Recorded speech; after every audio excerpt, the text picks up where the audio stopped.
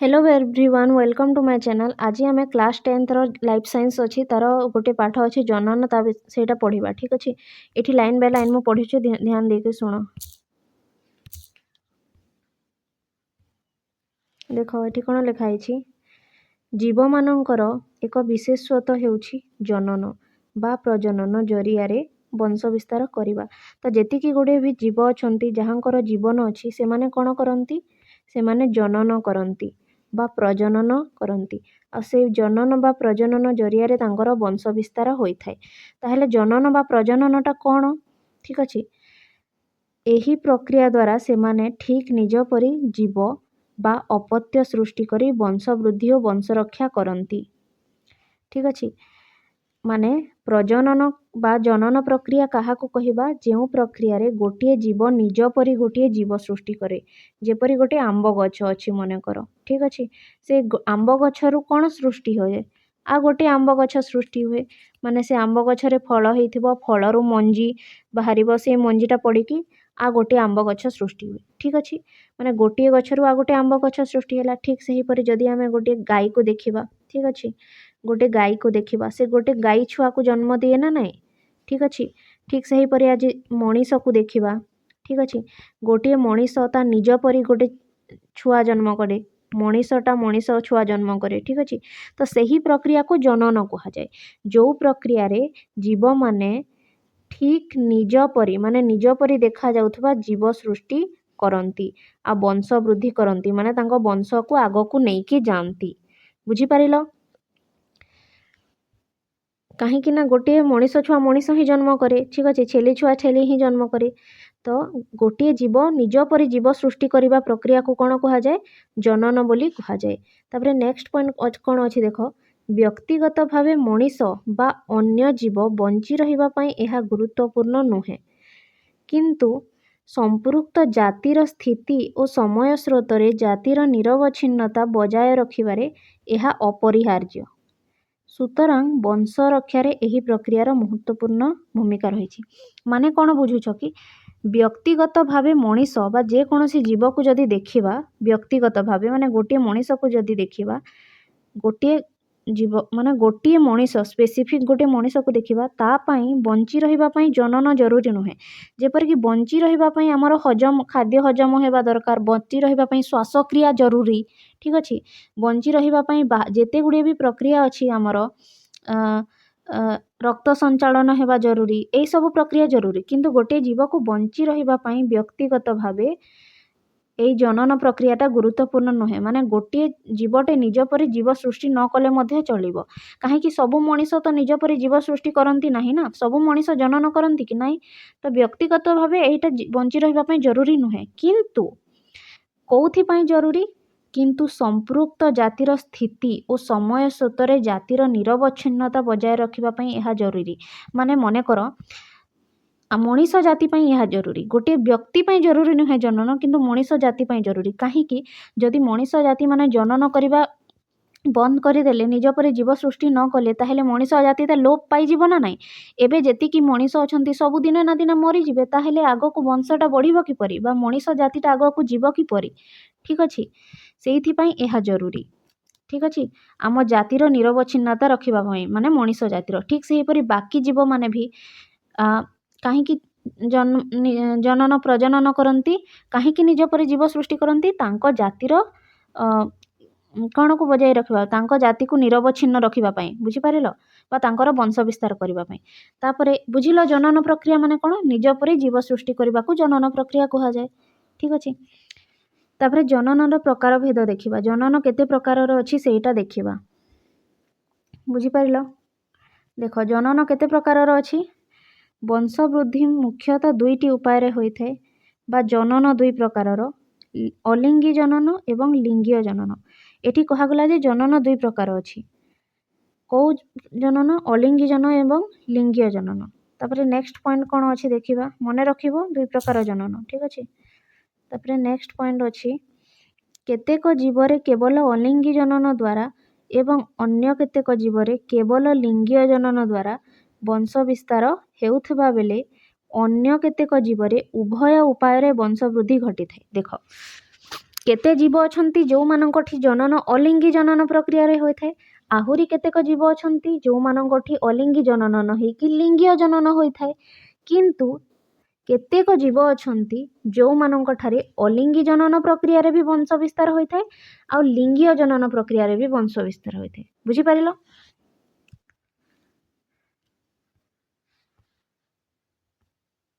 जेपरि कि किछि लोक केवल शाकाहारी किछि लोक केवल मांसाहारी और किछि लोक उभय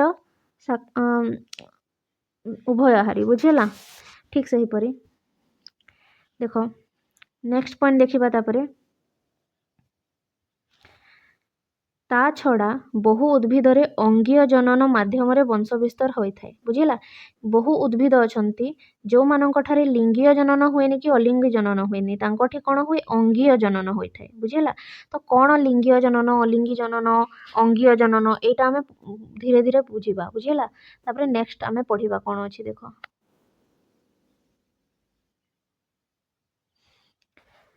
तापरे अछि अलिंगी जनन ठीक अछि। अलिंगी जनन कोन बुझिबा अलिंगी जनन प्रक्रिया साधारणतः अणुजीव समेत केतेक निम्न श्रेणीर उद्भिद और प्राणी ठारे देखा जाए।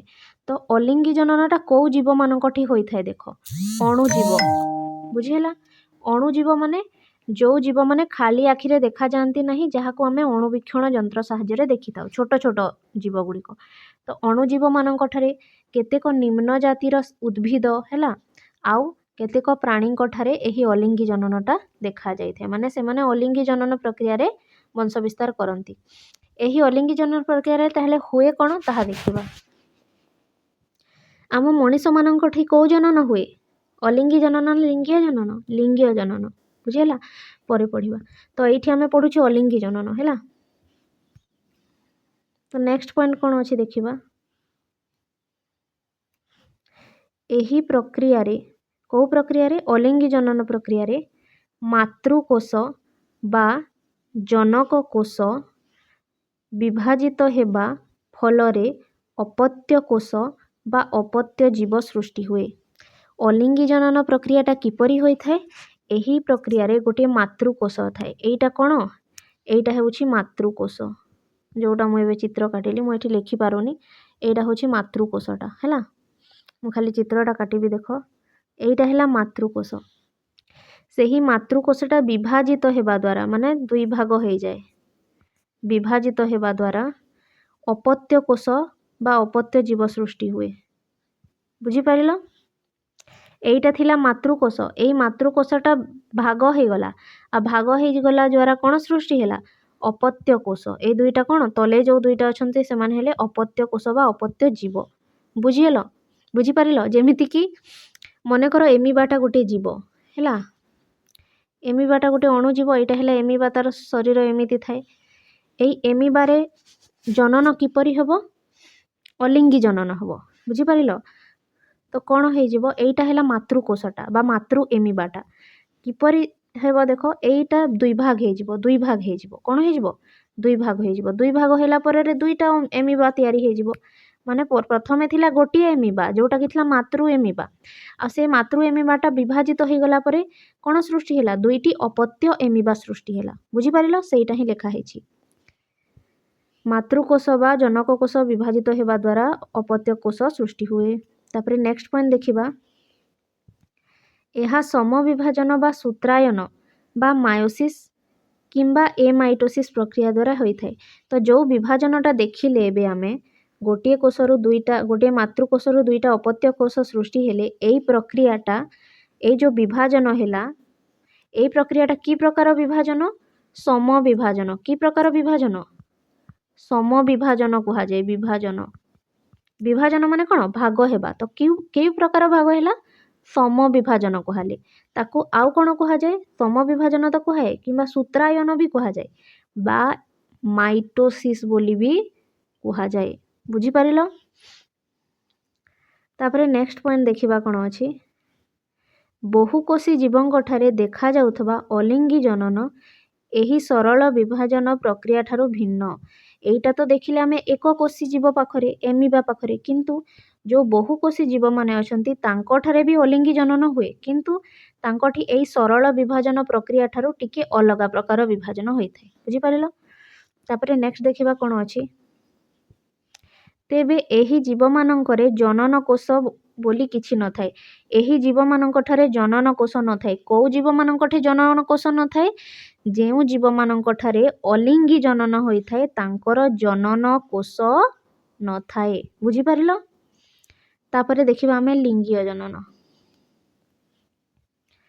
लिंगीय जनन ताहेले कोन अलिंगी जनन तो देखिलो एटा होछि लिंगीय जनन कोन देखो लिंगीय जनन प्रक्रिया रे वंश विस्तार करुथिबा जीव मानंक शरीर रे दुई प्रकार कोष थाए।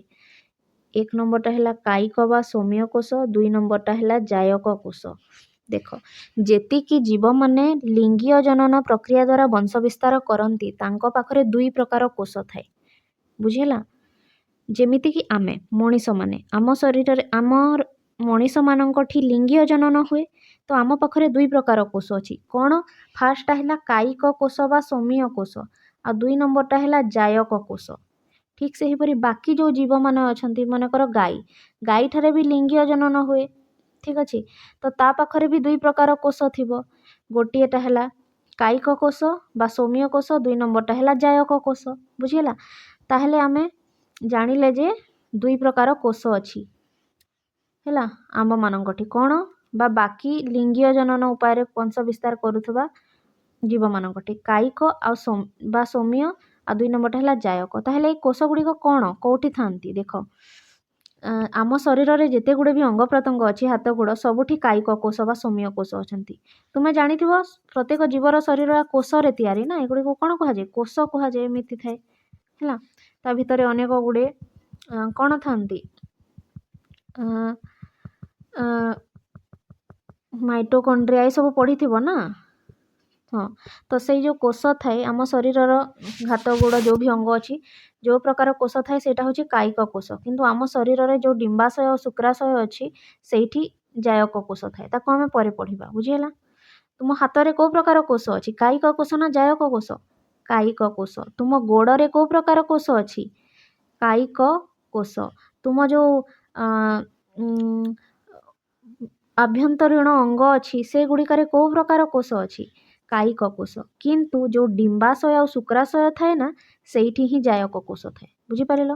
तापरे नेक्स्ट पॉइंट कोन अछि पढ़िबा आमे फर्स्ट पॉइंट जानिले जे दुई प्रकार कोष अछि लिंगीय जनन उपाय रे प्राणी माने जो वंश विस्तार करंती कायिक कोष जायक कोष। तापरे नेक्स्ट देखिबा कोन अछि कायिक कोषर गुणसूत्र बा क्रोमोजोम संख्या एक युग्म बा सम संख्या। आमर जो कायिक कोष अछि सेठी जो गुणसूत्र बा क्रोमोजोम संख्याटा थाए ताहा कि प्रकार संख्या युग्म संख्या थाए बुझिला। युग्म संख्या माने जानिछ ना जहा कि दुई द्वारा विभाज्य होई थाए।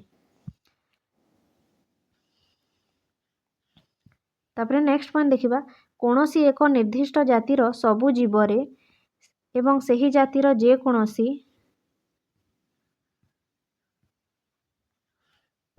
जीव तथा जे कोनोसी मनीषर युग्मक व्यतीत सबु कोषरे एही संख्या एकापरी माने एठी कहा गला जे गोटिए जीवरे जो सौम्य कोष बा कायिक कोष थाए सेठी क्रोमोजोम रो संख्याटा समान।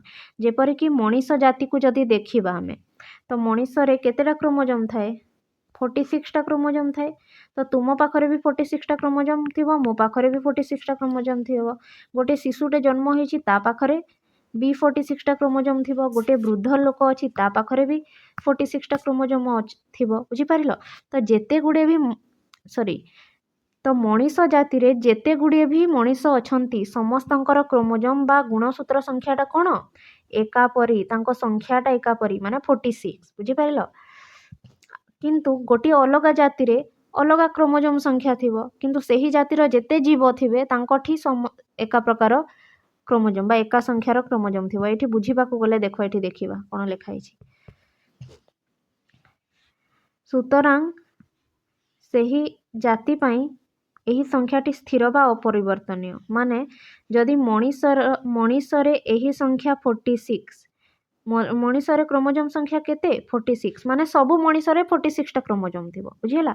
आ मकारे एही संख्या केते 20 माने सबु मकारे केते टी क्रोमोजोम थिबो 20 टी क्रोमोजोम थिबो बुझि पारिलो। सेही परी मने करो जो माछो अछि हैला ता पाखरे भी क्रोमोजोम थिबो ना नाही थिबो। तो जेतिकी माछ अछंती जाति अछंती समस्तंकर एका संख्या क्रोमोजोम थिबो ठीक अछि। माने क्रोमोजोम गोटिए जाति पई क्रोमोजोम संख्याटा स्थिर माने मनीष जातिर क्रोमोजोम संख्या हैला 46 आ मका जातिर क्रोमोजोम संख्या हैला 20 माने एटा चेंज हुएनी सबु मनीष ठारे 46 टा क्रोमोजोम थिबो आ सबु मका पाखरे 20 टा क्रोमोजोम थिबो। एटा शॉर्ट क्वेश्चन रे भी आसी पारे मनीषर क्रोमोजोम संख्या 46 आ मकार क्रोमोजोम संख्या केते 20 बुझी पारिलो। एही संख्या को दुई गुणित बा डिप्लॉयड कहा जाए। ए जो 46 अच्छी कि 20 अच्छी यहाँ को कौन कहा जाए दुई गुणित कहा जाए। दुई गुणित बा कौन डिप्लॉयड बोली कहा जाए हैला दुई गुणित बा डिप्लॉयड संख्या कहा जाए। एवं यहाँ को 2n भावे सूचित करा जाए। यहाँ को किपरि लिखा जाए 2n बोली लिखा जाए 2n बुझिला डिप्लॉयड कहा जाए और ताको 2n लिखा जाए। तापरे देखो नेक्स्ट पॉइंट देखिबा सोमिय कोशर विभाजन द्वारा शरीरर वृद्धि मरामती आदि संभव होता है। जो सोमिय कोश पढ़िले आमे एई सोमिय कोशर विभाजन हेले ठीक अच्छे कौन हुए आम शरीरर वृद्धि हुए मरामती हुए आदि होता है। मनकर तुम शरीरर कौन अंगटा क्षत हो गला ताहेले ताहा पुणी मरामती हेबो ना ठीक से परी क्षत थिबो। तुम शरीरर कौन अंगटा क्षय हो गले मनकर चालू चालू झुंटी पड़िल ठीक अच्छे मांस खंडे छिंडी पड़ला बाहरी गला ताहेले सेमिति सबुदिन रहीना सेटा मरामती हो जाए ना तापे तो से मरामतीटा किए कला तुमे कौन सेठी आहुरी किछि स्किन लगैल कि नहीं तापे ही भरी जाए से जगहटा घाटा किपरि हो जाए सेटा सोमिय कोशर विभाजन फल होता है। मनकर एटा हैला तुमरो हाथटा ठीक अच्छे एई हाथ एइठी मनकर तुमर टिके क्षत हो गला हैला माने सेठिरे थिबा कोष गुड़िक मरीगले बा क्षय हो गले ताहेले से जगार नूतन कोष भरिबा दरकार ना नहीं जेपटे कि मनकर एइटा हैला रास्ता रास्तारे खंडिया हो गले चिप्स एइठी जो चिप्स गुड़ाक थिला बाहरी गला खंडिया हो गला हेले लोक माने कोन करंती एइठी आनिकी चिप्स और बाली देइकी ताकू मरामती करंती ठीक सेही परी तुम शरीर रे जदी मनकर एइठी क्षत हो गला ताहेले सब कोष गुड़ाक नष्ट हो गले ताहेले आउ कोष दरकार ना नहीं सेई जगह को मरामती करबा पई दरकार ताहेले आउ कोष आसीबो कोठी जो पूर्वर जो कोष गुड़ा थिबे सोमिय कोष सेही कोषर विभाजन द्वारा नूतन कोष सृष्टि हेबे आउ सेई जगह को भरिबे बुझी पारिल। मनकर एटा गोटे कोष अछि एई कोषरु दुईटा कोष सृष्टि हेबो ठीक सेही परी एई कोषरु आउ दुईटा कोष सृष्टि हेबो ठीक सेही परी एई कोषरु आउ दुईटा कोष सृष्टि हेबो एमिति कोष गुड़ाक सृष्टि हेता तो गोटे कोषरु अनेक कोष सृष्टि होला तो जो कोष गुड़ा नष्ट हेइथिले बा जो कोष गुड़िक मरी जाइथिले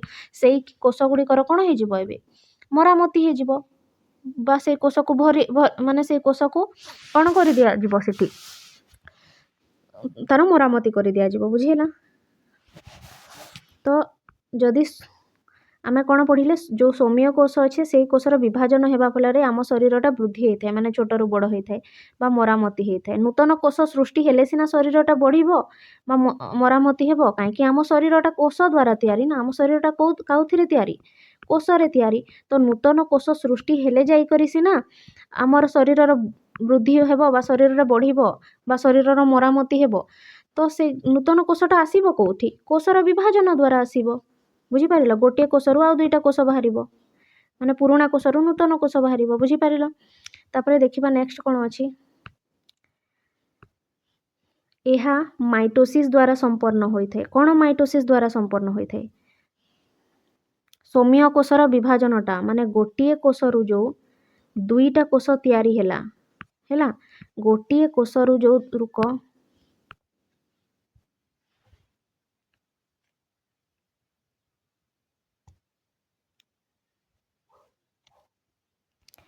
माने गोटे कोषरु जो दुईटा कोष तैयारी हैला ए जो विभाजन प्रक्रियाटा हैला ए विभाजन प्रक्रियाटा कौ प्रक्रिया द्वारा संपन्न हुए माइटोसिस बा सम विभाजन ए जो विभाजन हैला ए विभाजन को कौन कहि थाउ एठी लिखा है देखो माइटोसिस बा ताको ओडिया रे कहा जाए सम विभाजन मु पूर्वर बतई थिली ना हैला।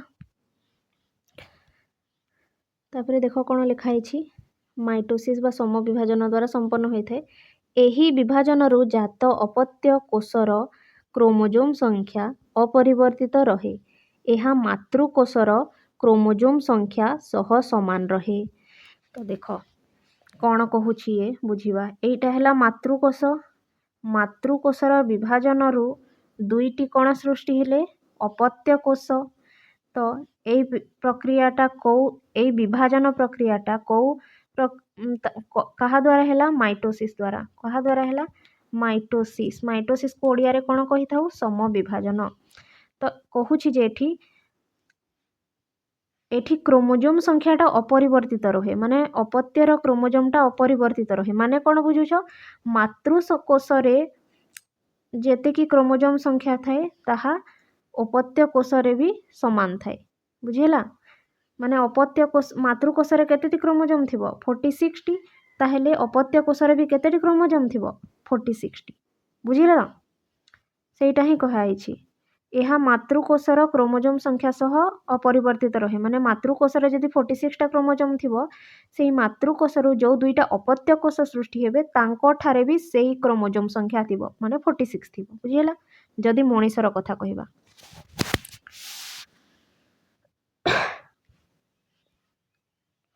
ଦେଖ ତାପରେ ନେକ୍ସଟ ପଏଣ୍ଟ କ'ଣ ଅଛି ଦେଖିବା। ଜନନ ଅଙ୍ଗ ଅର୍ଥାତ୍ ପୁରୁଷର ଶୁକ୍ରାଶୟ ବା ଟେଷ୍ଟିସ୍ ତଥା ସ୍ତ୍ରୀର ଡିମ୍ବାଶୟ ଥିବା ଆଦି ଜାୟକ କୋଷ। ଦେଖ ତା ମାନେ କ'ଣ କହିଛ? ଆମ ଶରୀରରେ ଦୁଇ ପ୍ରକାର ଅଙ୍ଗ ଅଛି। ଆମେ ଦେଖିଲେ ହେଲା, ଆମ ଶରୀରରେ ଦୁଇ ପ୍ରକାର କୋଷ ଅଛି। ସୌମ୍ୟ କୋଷ ବା ଜାଇକ କୋଷ, ଆଉ ଦୁଇ ନମ୍ବରଟା ହେଲା ସୌମ୍ୟ କୋଷ ବା କାୟକ କୋଷ। ଫାର୍ଷ୍ଟଟା ଥିଲା, ଆଉ ଦୁଇ ନମ୍ବରଟା ହେଲା ଜାୟକ କୋଷ। ତାହେଲେ ଜାୟକ କୋଷଟା କୋଉଠି ଥାଏ?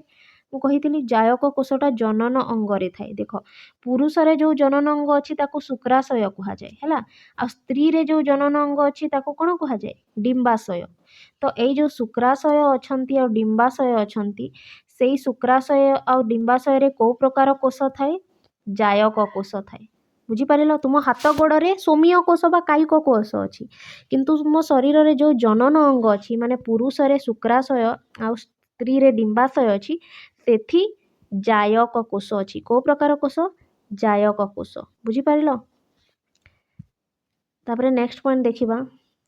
ସପୁଷ୍ପକ ଉଦ୍ଭିଦର ଫୁଲର କେଶରରେ ଥିବା ପରାଗ ମାତୃକୋଷ ତଥା ଫଳିକାରେ ଥିବା ମେଗାସ୍ପୋର ମାତୃକୋଷରେ ମଧ୍ୟ 2n ସଂଖ୍ୟକ ଗୁଣସୂତ୍ର ଥାଏ, ମାନେ ଡିପ୍ଲଏଡ୍ ଗୁଣସୂତ୍ର ଥାଏ। ବୁଝିପାରିଲ? ଯୁଗ୍ମ ସଂଖ୍ୟା। ସପୁଷ୍ପକ ଉଦ୍ଭିଦ ମାନେ କ'ଣ? ଯେଉଁ ଉଦ୍ଭିଦରେ ଫୁଲ ହୁଏ, ଠିକ୍ ଅଛି। ତାଙ୍କର କେଶର ଥାଏ, ଦେଖିଥିବ ଫୁଲର, ତାଙ୍କର କେଶରରେ କ'ଣ ଥାଏ? ପରାଗ ମାତୃକୋଷ ହେଲା, ତଥା ଫଳିକାରେ ମେଗାସ୍ପୋର ମାତୃକୋଷ ଥାଏ। ସେହିଠି 2n ସଂଖ୍ୟକ କ୍ରୋମୋଜୋମ୍ ବା ଗୁଣସୂତ୍ର ଥାଏ। ସେଇଆ ଲେଖିଛି ହେଲା। ଏହି କୋଷ ଗୁଡ଼ିକରୁ ଯୁଗ୍ମକ ଜାତ ହୋଇଥାଏ। କୋଉ କୋଷରୁ ଯୁଗ୍ମକ ଜାତ ହୁଏ? କୋଉ କୋଷରୁ ଯୁଗ୍ମକ ଜାତ ହୁଏ? ଯୁଗ୍ମକ ମାନେ କ'ଣ? ଡିମ୍ବାଣୁ ଆଉ ଶୁକ୍ରାଣୁ। ତ ସେଇ ଡିମ୍ବାଣୁ ଆଉ ଶୁକ୍ରାଣୁଟା କୋଉ କୋଷରୁ ଜାତ ହୁଏ? ଜନନ କୋଷ। କୋଉ କୋଷରୁ? ଜନନ କୋଷରୁ ହେଲା। ପୁରୁଷରେ ଅଲଗା ଜନନ କୋଷ ଥାଏ ଆଉ ସ୍ତ୍ରୀରେ ଅଲଗା ଜନନ କୋଷ ଥାଏ। ପୁରୁଷରେ କ'ଣ ଥାଏ? ପୁରୁଷରେ ଥାଏ ଡିମ୍ବାଶୟ। ଡିମ୍ବାଶୟ ନାହିଁ, ସରି ମୁଁ ଭୁଲ କହିଦେଲି। ଦେଖ ଜନନ କୋଷ, ଆମେ କ'ଣ ପଢ଼ିବା? ଜନନ କୋଷ କହୁଥିଲେ ନା? ହଁ, ଜନନ କୋଷ ହେଲା। ତ ପୁରୁଷରେ ଅଲଗା ଜନନ କୋଷ ଥାଏ, କ'ଣ? ଶୁକ୍ରାଶୟ। ଶୁକ୍ରାଶୟ। ଆଉ ସ୍ତ୍ରୀରେ ଅଲଗା ଜନନ କୋଷ ଥାଏ, କ'ଣ? ଡିମ୍ବାଶୟ।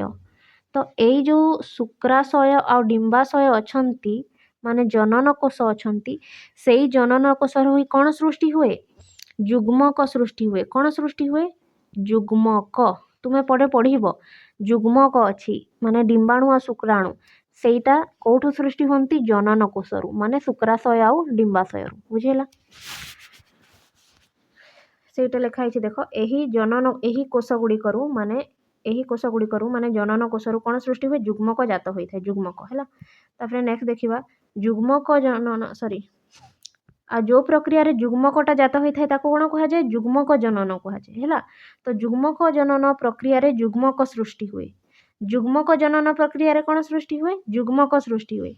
ଓ ଏହି ଯୁଗ୍ମକ ସୃଷ୍ଟି ହେବା ସମୟରେ ଅର୍ଦ୍ଧ ବିଭାଜନ ବା ଅର୍ଦ୍ଧାୟନ ବା ମିଓସିସ୍ ନାମକ ଏକ ବିଶେଷ ପ୍ରକାର କୋଷ ବିଭାଜନ ହୋଇଥାଏ। ଦେଖ ମନେକର ଏଇଟା ହେଲା ତୁମର ଜନନ କୋଷ ହେଲା। ଏଇ ଜନନ କୋଷର ବିଭାଜନ ହେବା ଫଳରେ କ'ଣ ସୃଷ୍ଟି ହେଇଥାଏ? ଯୁଗ୍ମକ ସୃଷ୍ଟି ହେଇଥାଏ। କ'ଣ ସୃଷ୍ଟି ହେଇଥାଏ?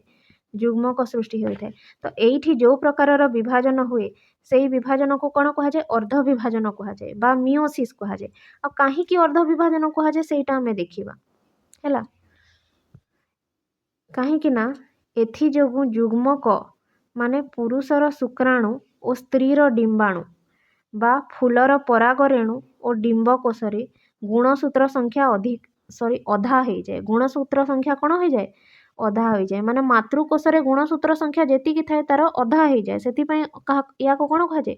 ଅର୍ଦ୍ଧ ବିଭାଜନ। ବୁଝିହେଲା? ଦେଖ ଏଠି ବି ଲେଖା ବି ହେଇଛି ଯେଉଁ ଯୁଗ୍ମକଟା ଏଇଟା ମନେକର ହେଲା ତୁମର କ'ଣ କହିଲି କି ମୁଁ? ଜନନ କୋଷ। ସେଇ ଜନନ କୋଷରେ ବିଭାଜନ ହେବା ଫଳରେ କ'ଣ ସୃଷ୍ଟି ହୁଏ? ଜନନ କୋଷରେ ବିଭାଜନ ହେବା ଫଳରେ ତୁମର ସୃଷ୍ଟି ହୁଏ ଯୁଗ୍ମକ। ଏଇଟା ଥିଲା ଜନନ କୋଷ। ମାନେ ମନେକର ପୁରୁଷକୁ ଯଦି ଧରିବା ହେଲେ ଏଇଟା ହେଲା ଶୁକ୍ରାଶୟ। ଠିକ୍ ଅଛି। ଏଇଠି କୋଷର ବିଭାଜନ ହେବା ଫଳରେ ଶୁକ୍ରାଣୁ ସୃଷ୍ଟି ହୁଏ। ତ କାହିଁକି ୟାକୁ ଅର୍ଦ୍ଧ ବିଭାଜନ କୁହାଗଲା? ଏଇ ବିଭାଜନକୁ କାହିଁକି ନା ଏଠି ଯଦି 46ଟା କ୍ରୋମୋଜୋମ୍ ଥିବ ହେଲେ ଏଠି କେତେଟା ହେଇଯିବ? 23। ବୁଝିଲା? ମାନେ ମାତୃକୋଷରେ ଯେତିକି କ୍ରୋମୋଜୋମ୍ ଥାଏ ତାର ଅଧା ହେଇଯାଏ। ଯଦି ମକାକୁ ଦେଖିବା, ଯଦି ମକାରେ 20ଟା କ୍ରୋମୋଜୋମ୍ ଅଛି ମାତୃକୋଷରେ ହେଲେ ତାହେଲେ ଅପତ୍ୟ କୋଷରେ କେତେ ହେଇଯିବ? 10। ତ କ୍ରୋମୋଜୋମ୍ ସଂଖ୍ୟା ବା ଗୁଣସୂତ୍ର ସଂଖ୍ୟାଟା ଅଧା ହେଇଯାଉଛି ନା, ସେଥିପାଇଁ ତାକୁ କ'ଣ କୁହାଯାଏ? ଅର୍ଦ୍ଧ ବିଭାଜନ ବା ମିଓସିସ୍। ବୁଝିପାରିଲ? ତାପରେ ନେକ୍ସଟ ଦେଖିବା କ'ଣ ଅଛି। ଏହି ସଂଖ୍ୟାକୁ ଏକ ଗୁଣିତକ ବା ହାପ୍ଲଏଡ୍ ସଂଖ୍ୟା କୁହାଯାଏ। ଯେଉଁ ଅଧା ହେଇଗଲା ତାକୁ କ'ଣ କୁହାଯାଏ? ଏକ ଗୁଣିତକ ବା ହାପ୍ଲଏଡ୍। ଏହାକୁ n ଭାବରେ ସୂଚିତ କରାଯାଏ। ଡିପ୍ଲଏଡ୍କୁ ଆମେ 2n କହୁଥିଲେ ଆଉ ହାପ୍ଲଏଡ୍କୁ ଆମେ କ'ଣ କହିବା? n ବୋଲି କହିବା। ବୁଝିପାରିଲ? ଦେଖ ଉଦାହରଣ ସ୍ୱରୂପ ମଣିଷରେ ଏହି ସଂଖ୍ୟା 23। ମଣିଷର ଡିପ୍ଲଏଡ୍ଟା ହେଉଛି 46, ମାନେ ମଣିଷର ହାପ୍ଲଏଡ୍ଟା କେତେ ହେଇଯିବ? 23। ସେହିପରି ମକାର ଡିପ୍ଲଏଡ୍ଟା ଥିଲା 20, ତ ମକାର ହାପ୍ଲଏଡ୍ଟା କେତେ ହେଇଯିବ? 10। ବୁଝିପାରିଲ? ତ ମଣିଷରେ ହେଲା ହାପ୍ଲଏଡ୍ 23 ଆଉ ମକାର ହାପ୍ଲଏଡ୍ ସଂଖ୍ୟା ହେଲା 10, ମାନେ ଡିପ୍ଲଏଡ୍ର ଅଧା। ତାପରେ ଦେଖ ନେକ୍ସଟ, ପୁଂ ଯୁଗ୍ମକ ଓ ସ୍ତ୍ରୀ ଯୁଗ୍ମକର ମିଳନ ବା ସମାୟନ ଫଳରେ ଯୁଗ୍ମଜ ସୃଷ୍ଟି ହୁଏ। ପୁଂ ଯୁଗ୍ମକ ମାନେ କ'ଣ? ପୁଂ ଯୁଗ୍ମକ ମାନେ ହେଉଛି ଶୁକ୍ରାଣୁ। ଆଉ ସ୍ତ୍ରୀ ଯୁଗ୍ମକ ମାନେ କ'ଣ? ଡିମ୍ବାଣୁ ହେଲା। ତ ଏଇ ଡିମ୍ବାଣୁ ଆଉ ଶୁକ୍ରାଣୁର ମିଳନ ଫଳରେ କ'ଣ ସୃଷ୍ଟି ହୁଏ? ଯୁଗ୍ମଜ। କ'ଣ ସୃଷ୍ଟି ହୁଏ? ଯୁଗ୍ମଜ। ଏଠି ଲେଖା ହଉନି। ଦେଖ ପୁଂ ଯୁଗ୍ମକ ମାନେ ଶୁକ୍ରାଣୁ ଆଉ ସ୍ତ୍ରୀ ଯୁଗ୍ମକ ମାନେ ଡିମ୍ବାଣୁ। ଏଇ ଦୁଇ ଜଣଙ୍କର ମିଳନ ବା ସମାୟନ ହେଲେ କ'ଣ ସୃଷ୍ଟି ହୁଏ? ଯୁଗ୍ମଜ ସୃଷ୍ଟି ହୁଏ। ବୁଝିପାରିଲ? ଏଥିରେ ଦୁଇଟି ଯୁଗ୍ମକରେ ଥିବା n ମିଶିକି 2n ହେଇଯାଏ। ମନେକର ଡିମ୍ବାଣୁରେ ଥିବ n ଆଉ ଶୁକ୍ରାଣୁରେ ଥିବ n, ତାହେଲେ 2n ମିଶିକରି କ'ଣ ହେଇଯାଏ? ଯୁଗ୍ମଜରେ 2n ହେଇଯାଏ। ବୁଝିହେଲା? ସେଟା ଲେଖା ହେଇଛି n ମିଶି n ଗୁଣସୂତ୍ର ମିଶିବା ଦ୍ୱାରା ପୁଣି 2n ସଂଖ୍ୟାର ସ୍ଥାପନ ସମ୍ଭବ ହୁଏ। ବୁଝିହେଲା?